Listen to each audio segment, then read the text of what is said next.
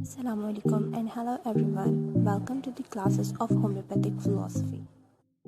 आज का हमारा टॉपिक है सिंगल रेमेडी। सिंगल रेमेडी क्या होती है? होम्योपैथी के 5 फंडामेंटल्स में से एक है। हमने पिछली लास्ट वीडियो में इसको डिस्कस किया था। होम्योपैथी क्या होती है? एक ऐसा सिस्टम ऑफ कॉम्प्लीमेंट्री मेडिसिन है in which elements are treated by minute dosages of natural substance that in large amount produce symptoms of element. उसके बाद हमने डिस्कस किया था अपने जो है वो फंडामेंटल्स ऑफ होम्योपैथी, और उन्हीं फंडामेंटल्स ऑफ होम्योपैथी में से पहला फंडामेंटल प्रिंसिपल या बेसिक प्रिंसिपल था हमारा single remedy. Single remedy basically क्या होती है? नाम से जाहिर है, सिंगल यानी कि वन, यानी कि ऐसी एक वाहिद आपकी मेडिसिन, एक ग़ज़ा, एक दवा जो कि आपके पेशेंट के तमाम सिम्टम्स को क्योर कर रही हो और वो पेशेंट को शिफायाबी की तरफ लेके जा रही हो, यानी कि क्योर कर रही हो। ठीक है, इसकी स्टेटमेंट हम देख लेते हैं कि स्टेटमेंट क्या होती है। That single remedy should cover all the symptoms of the patient. That is mental,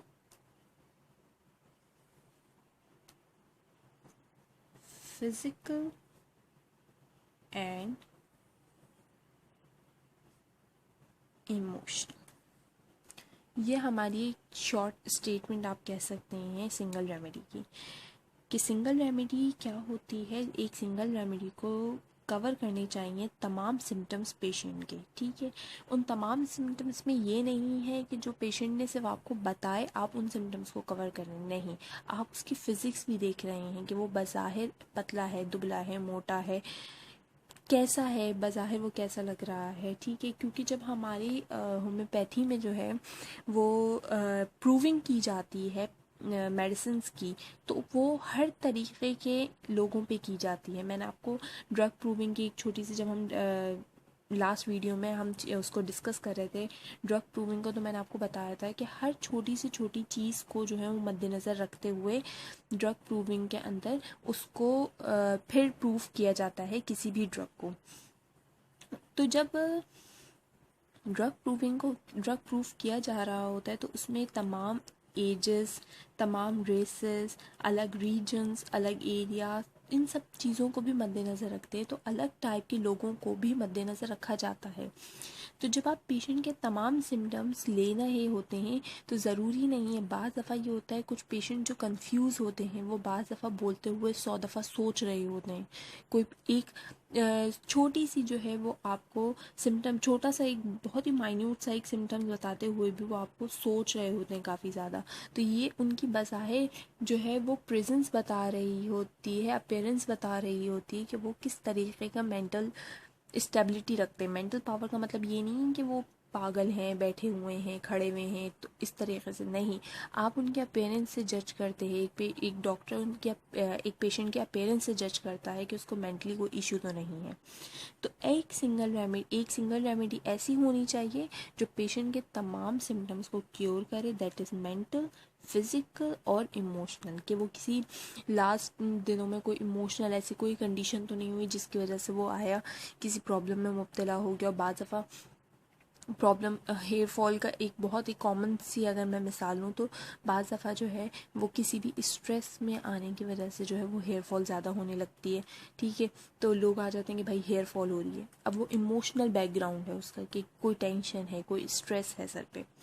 ठीक है, तो मैं आपसे बात करी थी प्रूविंग की। तो सिंगल रेमेडी से हम एक नॉर्मल सी मिसाल ये लेते हैं कि सिंगल रेमेडी सेलेक्ट किस लिए की जाती है, क्यों? क्योंकि जो है वो पेशेंट के जो सिम्टम्स हो रहे होते हैं ना, वो ज़रूरी नहीं है कि आपको सारे ही पेशेंट सिम्टम्स बता दे अपनी दवा के।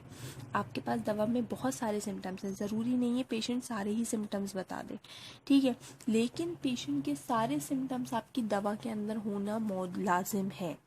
ठीक है, अब क्योंकि हमारी जब प्रूविंग हो रही होती है ना, तो हमारे पास एक कॉमन सी मिसाल लेते हैं। आपके पास 9th में पढ़ा था बहुत ही कॉमन सा NaCl, ठीक है, क्लियर है, sodium chloride. Sodium chloride normal salt, जब कंबाइन होके किया जाता है सॉल्ट है, अलग ये क्लोराइड है और ये सोडियम है। तीन अलग चीज़ें हैं, सॉल्ट, क्लोराइड, सोडियम। जब ये कंबाइन करके दिया गया सॉल्ट, तो इसने कुछ अलग अलामात पेश की प्रूविंग के दौरान। जब ये सोडियम के तौर पे दिया गया, सोडियम में इसने अलग अलामात दी। क्लोराइड के तौर पे दिया गया तो क्लोराइड में इसने अलग दी।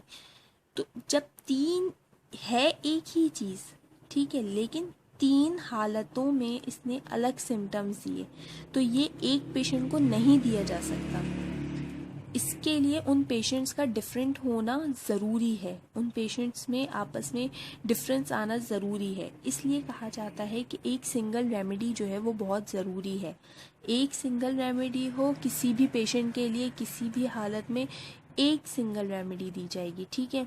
इसका एक बहुत कॉमन सी लाइन है, that one medicine eight one time.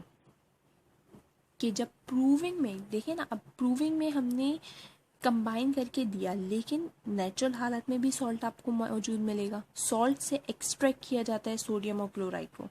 Salt आपको सॉल्ट की ही हालत में मिलता है, ठीक है। सॉल्ट से सोडियम और क्लोराइड को एक्सट्रैक्ट किया जाता है, फिर उसके बाद उनकी जो है वो टेस्टिंग की जाती है।